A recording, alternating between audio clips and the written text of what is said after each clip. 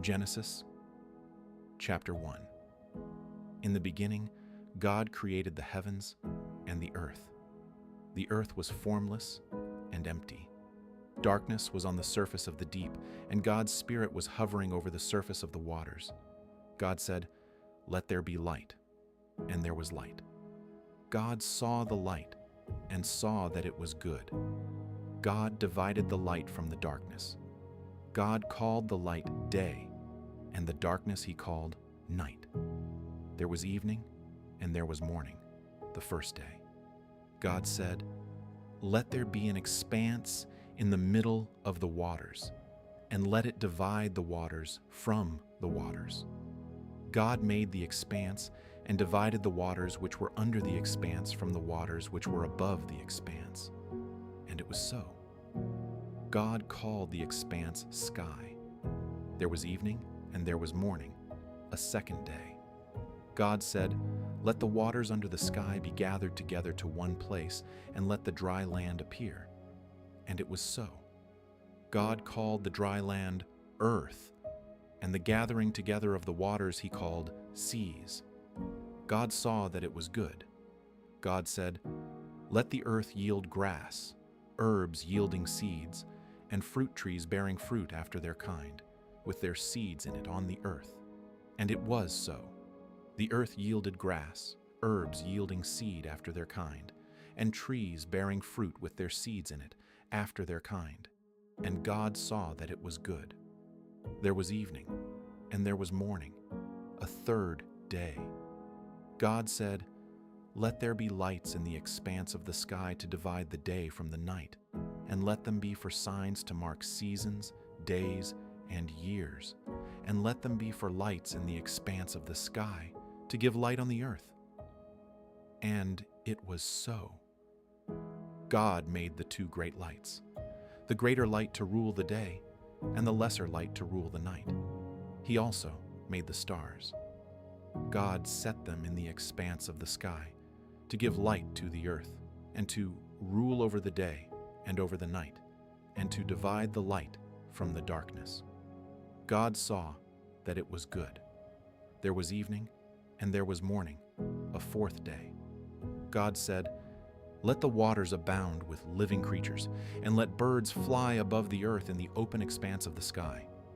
God created the large sea creatures, and every living creature that moves, with which the waters swarmed after their kind, and every winged bird after its kind.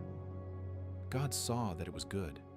God blessed them, saying, "Be fruitful and multiply, and fill the waters in the seas, and let birds multiply on the earth." There was evening, and there was morning, a fifth day. God said, "Let the earth produce living creatures after their kind, livestock, creeping things, and animals of the earth after their kind." And it was so. God made the animals of the earth after their kind, and the livestock after their kind, and everything that creeps on the ground after its kind. God saw that it was good. God said, "Let's make man in our image, after our likeness. Let them have dominion over the fish of the sea, and over the birds of the sky, and over the livestock, and over all the earth, and over every creeping thing that creeps on the earth." God created man in his own image. In God's image he created him. Male and female he created them. God blessed them. God said to them, "Be fruitful, multiply, fill the earth and subdue it. Have dominion over the fish of the sea, over the birds of the sky, and over every living thing that moves on the earth." God said, "Behold, I have given you every herb yielding seed, which is on the surface of all the earth, and every tree which bears fruit yielding seed. It will be your food. To every animal of the earth, and to every bird of the sky, and to everything that creeps on the earth, in which there is life, I have given every green herb for food." And it was so. God saw everything that he had made, and behold, it was very good. There was evening, and there was morning, a sixth day. Genesis, chapter 2. The heavens, the earth, and all their vast array were finished. On the seventh day God finished his work which he had done, and he rested on the seventh day from all his work which he had done. God blessed the seventh day and made it holy, because he rested in it from all his work of creation which he had done. This is the history of the generations of the heavens and of the earth when they were created, in the day that Yahweh God made the earth and the heavens. No plant of the field was yet in the earth, and no herb of the field had yet sprung up, for Yahweh God had not caused it to rain on the earth. There was not a man to till the ground, but a mist went up from the earth and watered the whole surface of the ground. Yahweh God formed man from the dust of the ground and breathed into his nostrils the breath of life, and man became a living soul. Yahweh God planted a garden eastward in Eden, and there he put the man whom he had formed. Out of the ground Yahweh God made every tree to grow that is pleasant to the sight and good for food, including the tree of life in the middle of the garden, and the tree of the knowledge of good and evil. A river went out of Eden to water the garden, and from there it was parted and became the source of 4 rivers. The name of the first is Pishon. It flows through the whole land of Havilah, where there is gold, and the gold of that land is good. Bdellium and onyx stone are also there. The name of the second river is Gihon. It is the same river that flows through the whole land of Cush. The name of the third river is Hiddekel. This is the one which flows in front of Assyria. The fourth river is the Euphrates. Yahweh God took the man and put him into the Garden of Eden to cultivate and keep it. Yahweh God commanded the man, saying, "You may freely eat of every tree of the garden, but you shall not eat of the tree of the knowledge of good and evil. For in the day that you eat of it, you will surely die." Yahweh God said, "It is not good for the man to be alone. I will make him a helper, comparable to him." Out of the ground, Yahweh God formed every animal of the field and every bird of the sky, and brought them to the man to see what he would call them. Whatever the man called every living creature became its name. The man gave names to all livestock, and to the birds of the sky, and to every animal of the field. But for man, there was not found a helper comparable to him. Yahweh God caused the man to fall into a deep sleep. As the man slept, he took one of his ribs and closed up the flesh in its place. Yahweh God made a woman from the rib which he had taken from the man, and brought her to the man. The man said, "This is now bone of my bones, and flesh of my flesh. She will be called woman, because she was taken out of man.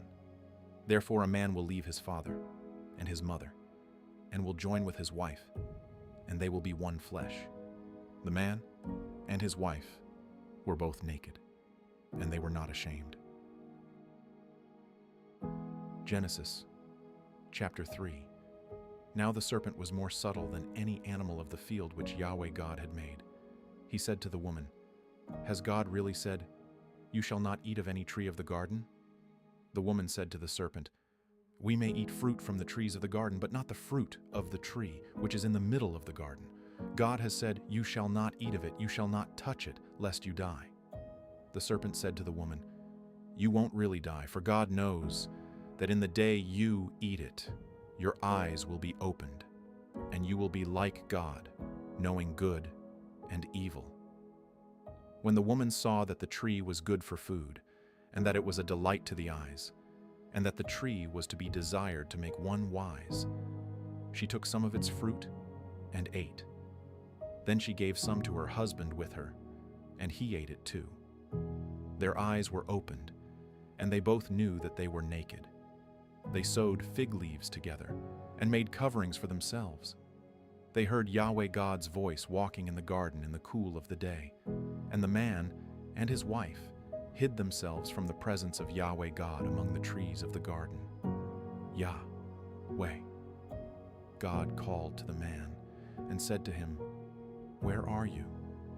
The man said, "I heard your voice in the garden, and I was afraid because I was naked, so I hid myself." God said, "Who told you that you were naked? Have you eaten from the tree that I commanded you not to eat from?" The man said, "The woman whom you gave to be with me, she gave me fruit from the tree, and I ate it." Yahweh. God said to the woman, "What have you done?" The woman said, "The serpent deceived me, and I ate." Yahweh. God said to the serpent, "Because you have done this, you are cursed above all livestock and above every animal of the field. You shall go on your belly, and you shall eat dust all the days of your life.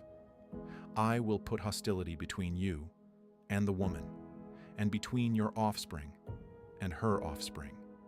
He will bruise your head, and you will bruise his heel." To the woman he said, "I will greatly multiply your pain in childbirth. You will bear children in pain. Your desire will be for your husband, and he will rule over you."